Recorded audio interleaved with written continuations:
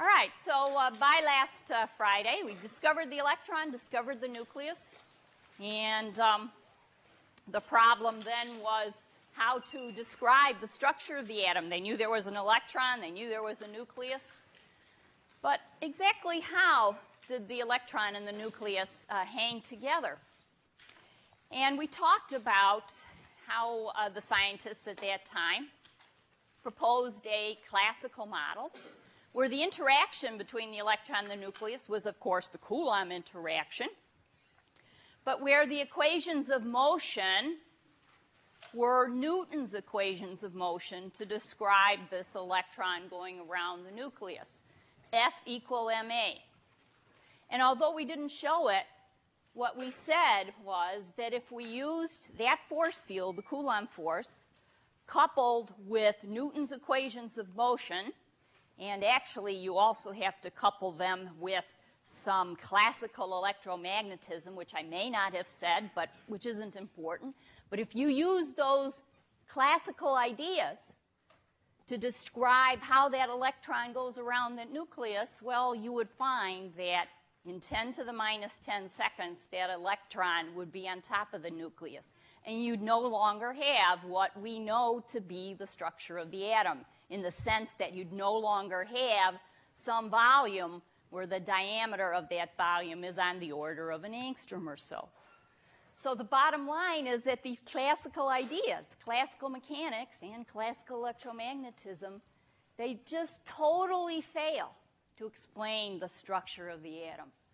And that was the conundrum that the scientists faced in 1911. This was quite a big problem for the scientific community, and was so for about 10, 12, 13 years. All right? And of course, what fails are the classical equations of motion, Newton's equations. A new kind of mechanics is going to have to be invented in order to understand how that atom is bound, or how the electron and the nucleus are bound, how it's stable. But now, historically, the actual clues for why the electron didn't collapse into the nucleus, those clues actually came from a very different area of discussion. And that area of discussion is this wave-particle duality of light and matter. It was certainly long believed that matter, with its particle-like behavior, was distinct from light, which was this kind of transmission of energy through space. But in the late 1800s and early 1900s, there began to be made some observations that seemed to suggest that, well, you know, maybe this boundary between matter and its particle-like behavior and light and its wave-like behavior, well, maybe that boundary wasn't so rigid after all. And in fact, what we're going to see is that radiation, or light, exhibits both wave-like behavior and particle-like behavior. And it depends on the kind of experiment that you do, which one of those properties you see. And then, consequently, matter. Matter, it also exhibits both particle-like behavior and wave-like behavior. And again, it depends on the particular experiment you do as to which one of those properties you actually observe. All right, so what we're going to do right now is we're actually going to set aside the discussion of the structure of the atom, how the electron and the nucleus are bound together, how in the world do they remain stable. We're going to set that discussion aside. And we're not going to pick it up until next Monday. And the reason for it is because in order to proceed with that discussion, we actually have to go through this other set of observations. Sorry. This other set of observations, that was my pointer. I was zapping some of you here. Sorry. We have to go and look at these other observations, this discussion about the wave-particle duality of light and matter, in order to get the clues, in order for us to make progress about what next big leap we got to make, right, in order to talk about the structure of the atom. All right, so we're going to change subjects, or it's going to look like we're changing subjects, but we're going to use the results of our discussions in the next 3 days to come back to talk about the structure of the atom. All right? Okay. So then the first thing we got to talk about is we're going to talk about light, and we're going to talk about the wave-like nature to radiation. And since that's really probably most intuitive, so let's do that. Okay? So can we dim the front lights here? Yeah. Oh, okay. I could do that too, maybe.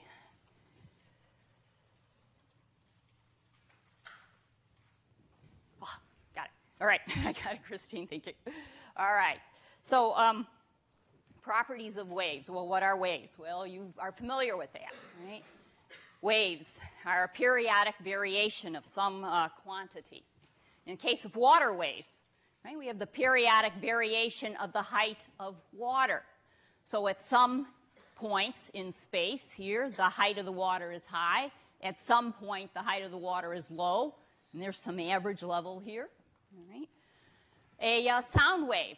Well, sound wave is a periodic variation of the density of air. At some points in space, the air is very dense. At other points in space, the air is not so dense. And then there's an average level here. Well, what we're going to do is we're going to set this average level here to 0.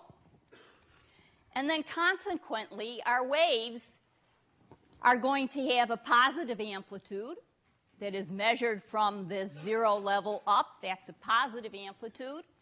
And measured from the 0 level down, that's our negative amplitude. All right? So these waves are going to have positive and negative amplitude. That's going to be very important in how they actually behave.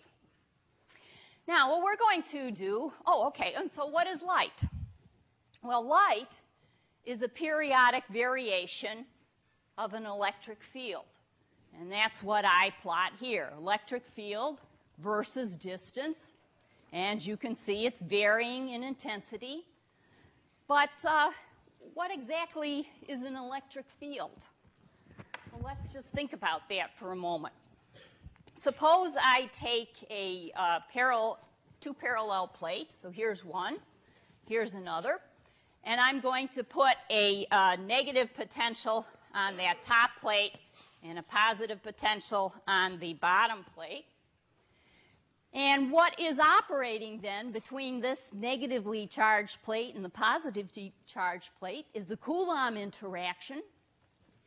And the electric field then is the space through which that Coulomb force operates. So that electric field here is this space through which this Coulomb force is operating. And by convention, we're going to say that it's operating here in this orientation. So in other words, if I put a positive charge in between these two plates in this electric field, this space through which the Coulomb force is operating, well, what's going to happen is that this positive charge is going to drift to the negatively charged plate. But if I turn the geometry around, right, if I put the negatively charged plate on the bottom using this coordinate system, and I now put that positive charge in that electric field, it's going to drift to the negatively charged plate again, but it's going to move in this coordinate system down. So this electric field has not only magnitude, because you can imagine the larger the potential difference between these two plates, the larger the magnitude of the electric field. But that electric field also has direction. It's pointed in one way or the other. And that's what's represented here on my diagram of the electric field versus distance. You can see that right here, the electric field, the magnitude of it starts out small. It increases, continues to increase till we get a maximum, and then it starts getting smaller. It gets smaller and goes all the way to 0. at which point then it turns around. And the magnitude begins to increase in the opposite direction. And again, it becomes a maximum in the opposite direction and then turns around, goes to 0, and continues. So it's a periodic variation here of an electric field. And so what that means is that if we put some charge, say, at this point in space, it would be pulled one way. And if we put it at this point in space, it would be pulled in another way. And if we put it right here at 0, it's not going anywhere. Okay? Okay. Now, what I've showed you here is a periodic variation of an electric field. It is also the case that whenever we have an electric field, we also have a magnetic field that is actually perpendicular to this electric field here. But since that magnetic field is going to have all the same characteristics as the electric field from our point of discussion here, I'm not going to talk about it, but you're going to see this a lot next semester in 802. All right? So we're just going to characterize here the electric field. All right. And the way we're going to characterize it is to put a functional form to it. So I'm plotting the electric field here as a function of x.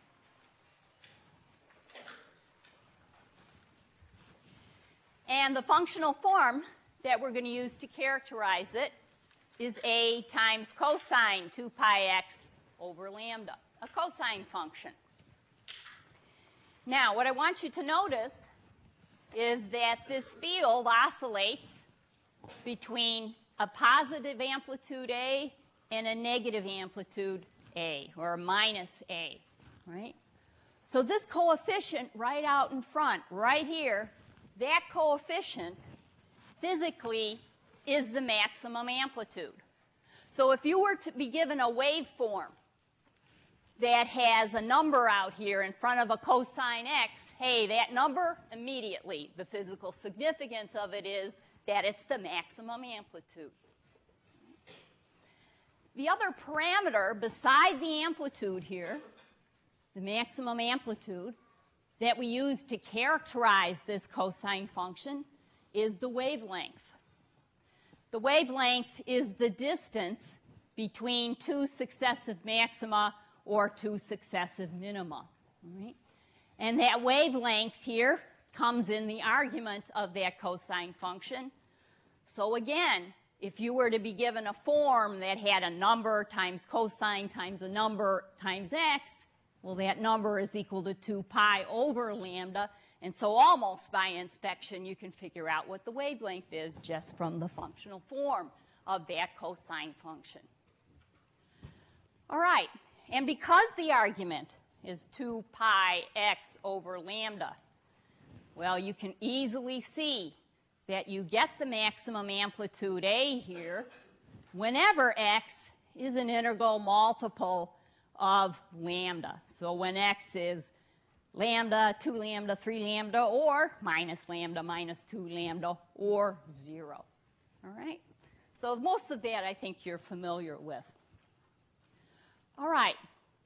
But not only is light, or formally electromagnetic radiation, not only is that simply a periodic variation of the electric or magnetic field, but light is also a periodic variation in time.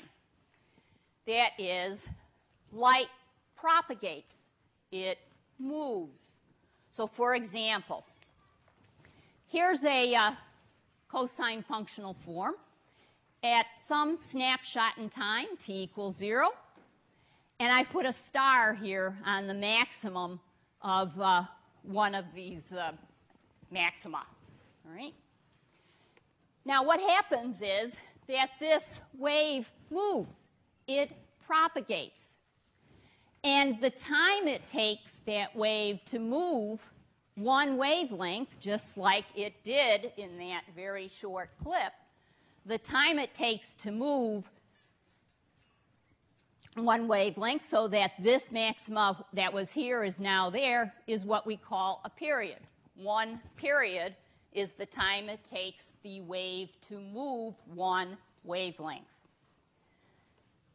And we can also characterize the period by the frequency of the wave. That frequency is nu here, and the period is 1 over nu. And the frequency then is the number of cycles per second.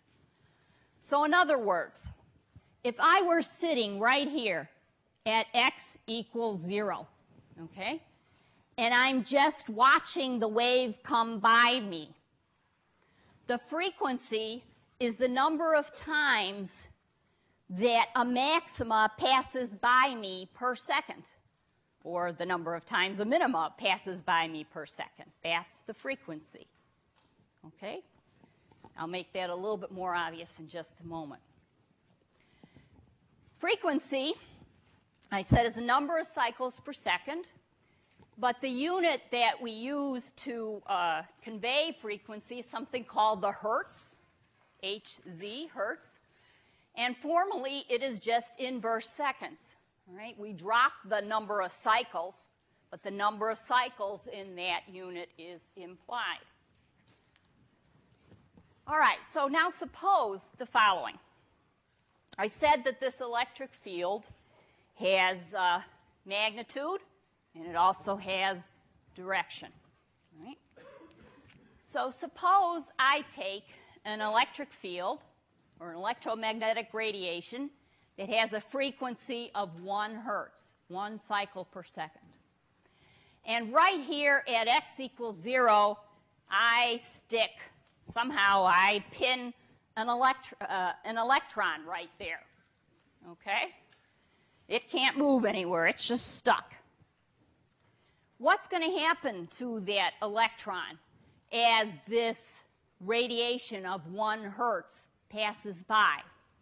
Well, what's going to happen is that that electron is going to be now, since it's starting at the top, it's going to be pulled down, and then it's going to be pushed back up to its original position every 1 second, because this frequency here is 1 hertz. And because this electric field has both magnitude and it has direction. All right? So now we're going to let this electric field go by. The electron gets pushed down and pulled back up once every second. All right? So hopefully that makes the idea of frequency a little bit more real to you. Okay. But not only do we have this periodic variation in time, but we also have the wave propagate here in space. You know, that wave moves this way, or this way, or this way. Okay? And so what we want to know is the speed of that propagation. Now, speed is always distance traveled over the time elapsed. And what we've already seen is that this wave will move by 1 wavelength in the time period of a period. Okay? That is, we already saw that this wave will move here 1 wavelength from here to here in the time period of a period, or 1 over nu. Okay, that's the time elapsed. So the speed of this propagation, the speed with which it's moving, is the distance traveled, which is lambda, right, divided by the time elapsed, which is 1 over nu, and therefore the speed of that propagation is lambda times u. All right? So these are the important concepts here. We have the speed of the propagation, lambda times nu. We characterized our wave in terms of amplitudes, in terms of wavelengths, and in terms of frequency. Those are the quantities that are important that you really do have to understand very well. Okay, now, I think that you're all familiar with the fact that all electromagnetic radiation has a constant speed, right? That is, the wavelength of electromagnetic radiation times its frequency is always equal to this number. It's about 3 times 10 to the 8th meters per second. And we call it, we abbreviate it, c, the speed of light. So no matter what frequency you have of radiation, the corresponding wavelength is such that the wavelength times the frequency is this constant, is this value of c. And of course, it is the different frequencies or the different wavelengths of electromagnetic radiation that gives it its different characters, even though it all has the same speed of propagation, right? And that's those different kinds of properties, so to speak, is this spectrum of electromagnetic radiation. Okay, so electromagnetic radiation is an infinitely wide spectrum. At very long wavelengths, right? We have what are known as radio waves. At very short wavelengths, we have what we know are known as gamma rays or cosmic rays. All right? The long wavelengths, the radio waves, are going to have a relatively low frequency. The short wavelengths are going to have a relatively high frequency. Why? Because the product of lambda times nu always has to be c. All right? Okay. Well, we're not going to go very much in detail here, all right? Except maybe to tell you the following. See this microwave range here? Well, molecules, when they absorb microwave radiation, they rotate. All right? See infrared radiation? When molecules absorb infrared radiation, they vibrate. See the visible and ultraviolet range? When molecules absorb visible or UV radiation, they put an electron into a higher energy state. And oftentimes, once you do that, of course, the electron wants to relax to a lower energy state, and so it relaxes by emitting a photon, and that's how you see fluorescence or phosphorescence. But it's usually a result of the absorption of visible or UV radiation, although it is also possible for a molecule to absorb some X-ray radiation and see that kind of fluorescence too, and we'll talk about it. But a little bit later on, we're going to talk about molecules absorbing X-ray radiation and kicking out an electron. And we're going to use that to figure out how strongly bound electrons are to in atoms, or how strongly bound they are in molecules. All right? Okay, but that's all I'll say about that right now. What you're responsible for is you're responsible in knowing that microwaves have longer wavelengths than gamma rays or cosmic rays. All right? You are responsible for knowing the relative wavelengths here of these different kinds of radiation. Every MIT student should know that. All right? Of course, there's a very narrow range here of visible radiation that our eye is sensitive to. At the very long wavelengths is red. At the very short wavelengths is blue and purple. Again, you need to know that red has a longer wavelength than blue or purple. All right? All right. So what I've done right now is really just to tell you that light is an electromagnetic radiation. characterize it the wave. I put a functional form to it, cosine, characterize it by frequency, wavelength. We talked about speed of propagation. What I haven't done yet is I haven't proved to you that light is in fact, or light behaves like a wave. And that's what we're going to do now.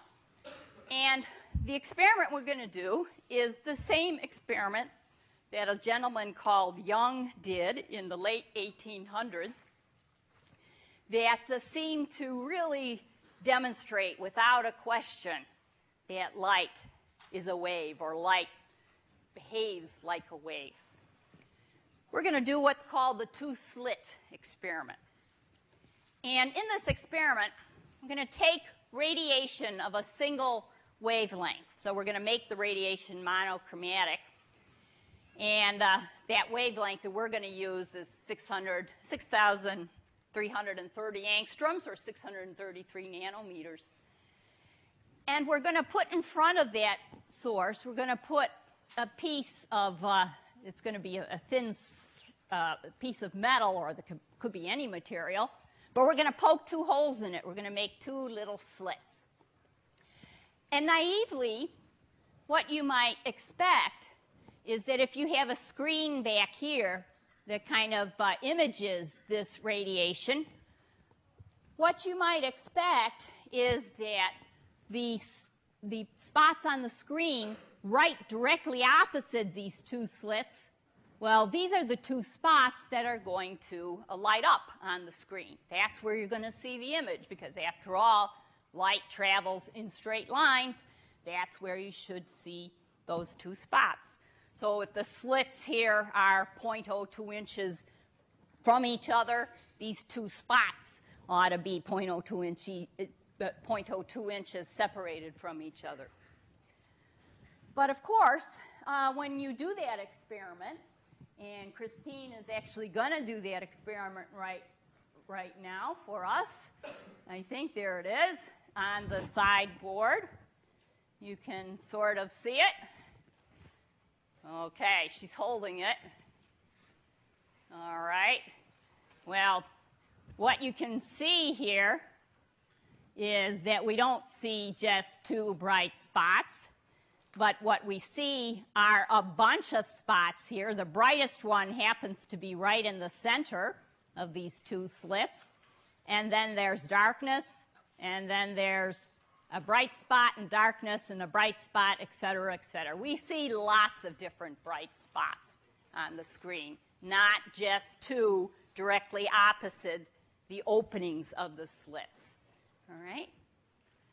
Okay, so, and this is just then a cartoon of approximately what it is we see with in real life. So Christine's up there in the projection booth holding a helium neon laser behind these two slits separated by 0.02 inches. All right?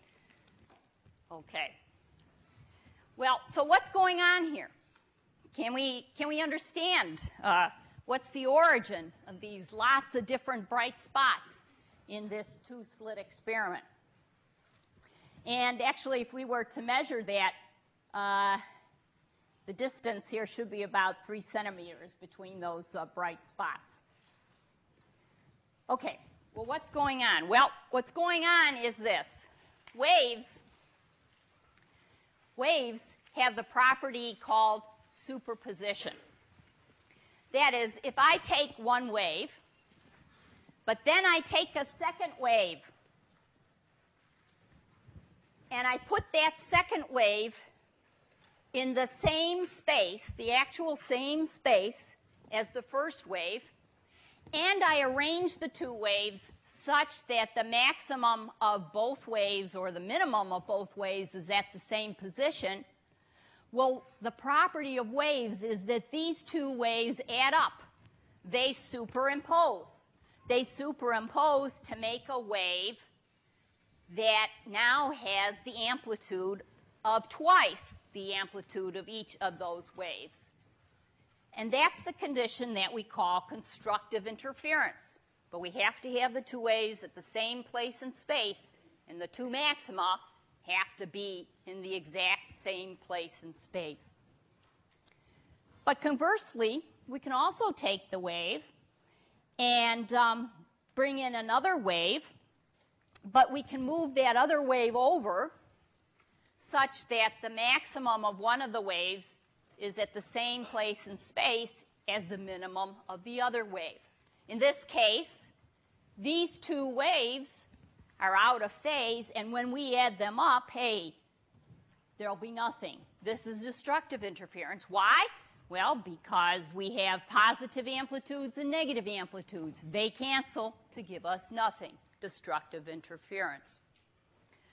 Okay, and there's a website here in the University of Colorado that lets you take two waves and superimpose them. Could I need to play with it.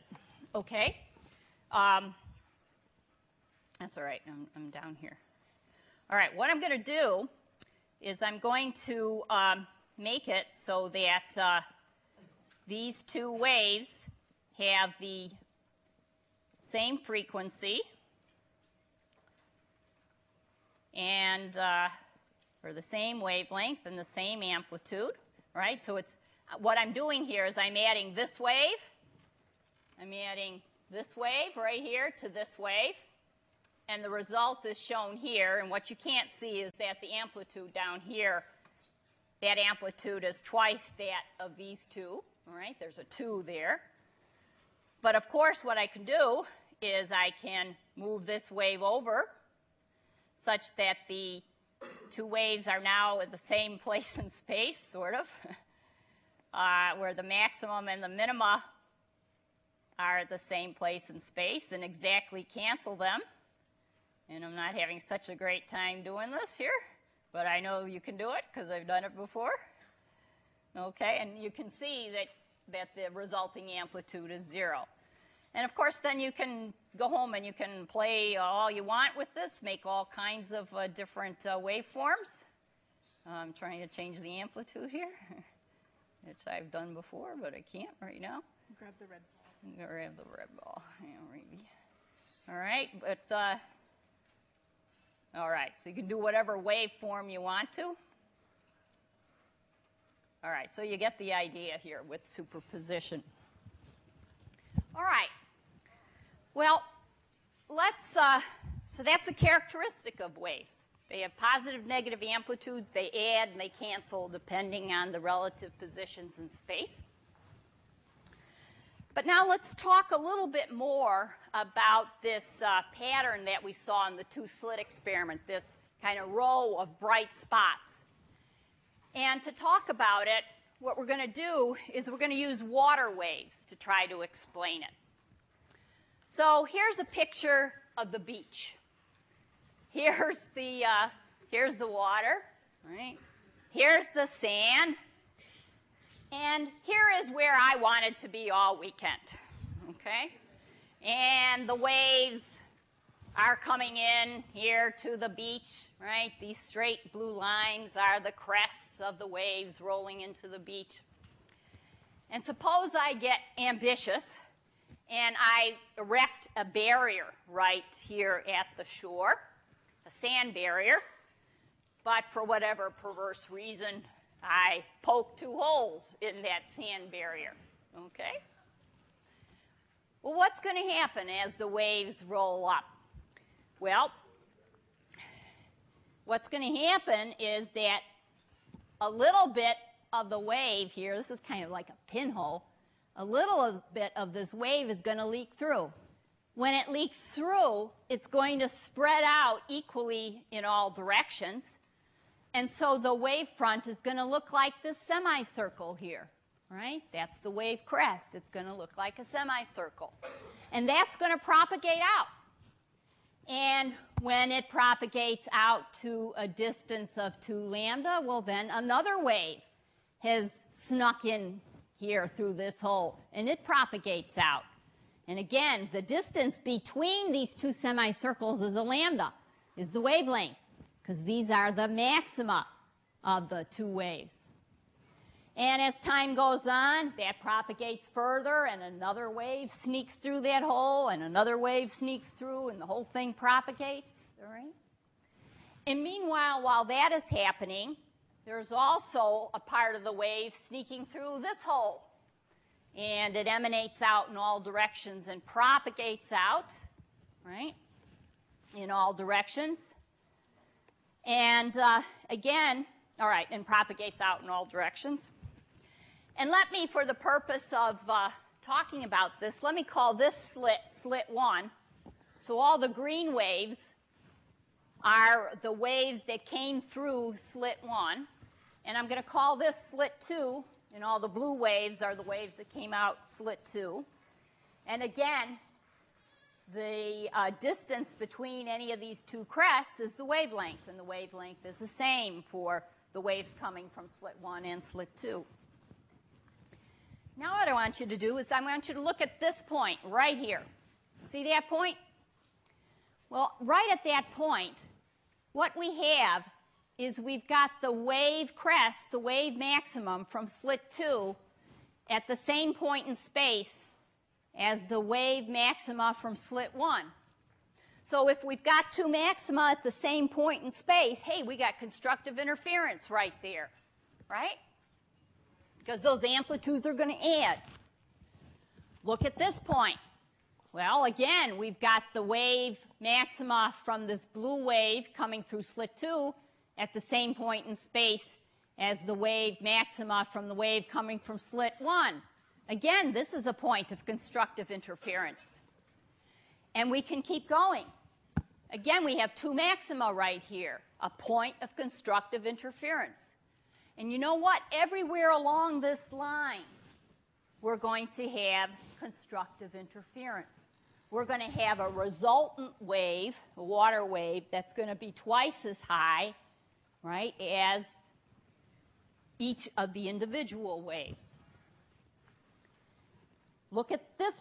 Okay, and what I want you to notice here, for this point, all right, for this point, the wave that is constructively interfering, that has traveled from the slit a distance r2, because this is slit 2, but the distance from here to here is 4 lambda, right? It's 1 lambda, 2 lambda, 3 lambda, 4 lambda, right? The radius r2 of this circle is 4 lambda. And it is interfering with this wave crest, and the distance that that wave traveled from slit 1, I'm going to call r1, and that's equal to 3 lambda. 1, 2, 3. Okay? So this interference here is between this wave that's traveled out a distance 4 lambda and this wave that's traveled out a distance 3 lambda. And the difference in the distance traveled by those two waves that are constructively interfering is 4 lambda minus 3 lambda equal 1 lambda. Okay, is there a question over here? Yes? Well, ours is 2 lambda.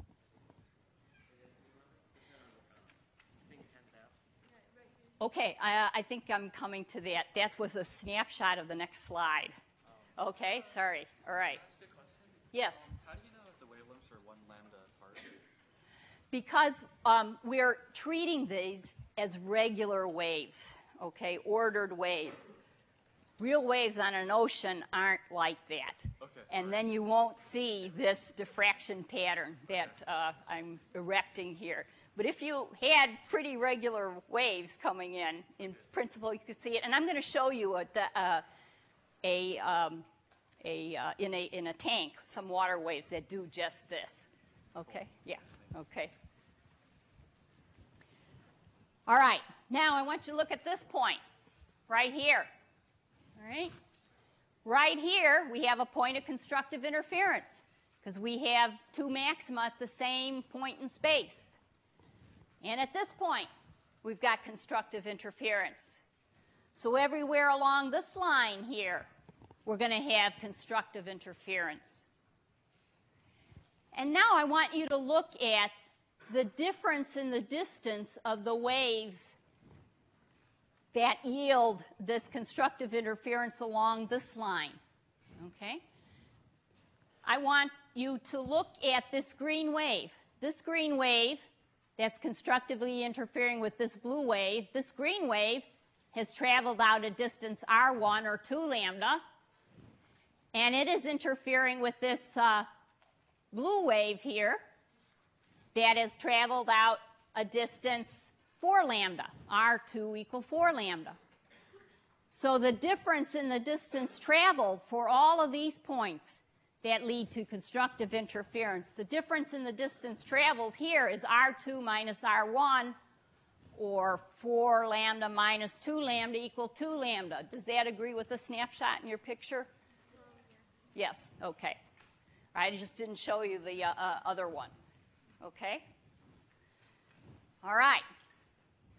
Now I want you to look here. Here's a point of constructive interference. Here's another point of constructive interference. Everywhere along this line, we're going to have constructive interference. And if we check out what the difference in the distance traveled is between the waves that are constructively interfering there, you're going to see that R2 minus R1 is equal to 0. All right? All right, now, so what you would predict is we'd have along this angle some very bright spots, along this angle some very bright spots, and along this angle some very bright spots.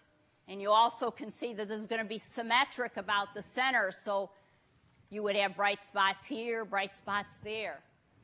Well, let's look at this in real life in a water tank where we have waves, there you go, where we have waves, plane waves coming in to a barrier, and then we have two little slits, like right there and right there.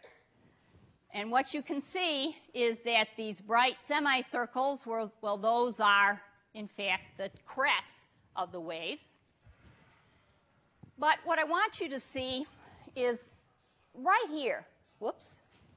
What happened? Oh, okay. Okay. All right. There you go. Okay. What I want you to see is right here. These are the this bright row. Here's a bright row. Here's a bright row. And in between, there's kind of just a muddy, diffuse pattern. Well, this diffuse pattern is nothing. This is a bright row. Okay. Okay, that's all right. All right, but you get the idea, right? You're going to have an angle in which there's going to be constructive interference, several angles in which there's going to be constructive interference, and in between those places where there's constructive interference, there's destructive interference, and you're not going to have any light. Okay? So how does that relate to what we saw in the two-slit diffraction experiment? Well,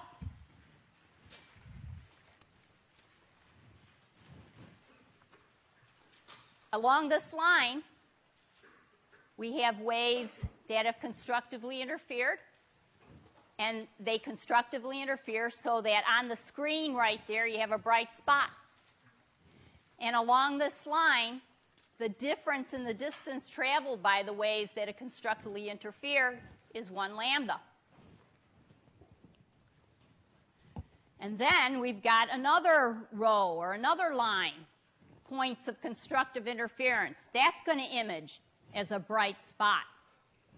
And if you analyze that, the difference in the distance traveled by these two waves is 2 lambda. And then we're going to have another bright spot here, right, for all the constructive interference along this line. The difference in the distance traveled is 0. And of course, I said before, this was symmetric around the center. And so this is what gives rise to the different bright spots on the screen when we did the two-slit experiment. Bright spot, dark spot. Bright spot, dark spot. Okay? The bright spots are constructive interference. The dark spots here our destructive interference. Okay? Now, let me just tell you that the general condition for having these bright spots, the general condition that has to obtain is that the difference in the distance traveled has to be equal to n, an integer, times lambda, right? This bright spot, the difference in the distance traveled, n is 0. We call that the 0-order spot. This bright spot, the difference in the distance traveled is lambda, or n times lambda, where n is 1, first-order interference feature. Here, the difference in the distance traveled is 2 lambda, n times 2, called the second-order interference feature. And the condition for that is this, R2 minus R1 equal n times lambda. There is also a condition for destructive interference, which I ask you to think about, and we'll talk just briefly about its origin next time. All right, see you on Wednesday.